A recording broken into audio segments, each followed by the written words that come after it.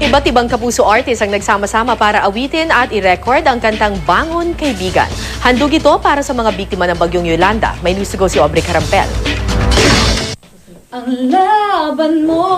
Muling nagkaisa ang Kapuso Stars para sa iisang layunin, ang makatulong sa ating mga kababayan na survivors ng bagyong Yolanda. Isang kanta ang kinumpos ng singer-songwriter na si Jano Gibbs, ang Bangon Kaibigan, na sama-samang ni-record ng mga Kapuso artist. Mensahe ng kanta is yung wag mawawala ng pag-asa.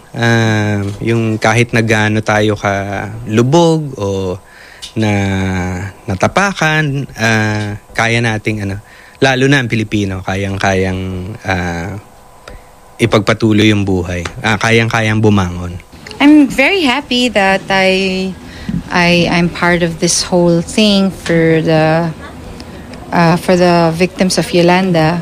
Of course, we are all doing this for that. It's for a good cause.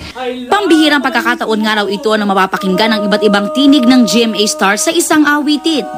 The song that Jano Gibbs wrote, first of all, napakaganda. This one is to help out yung mga nasalanta talaga ng bagyong Yolanda. It's really nice that GMA came up with this, and of course Sir Jano Gibbs, na magsama-sama lahat ng mga artista.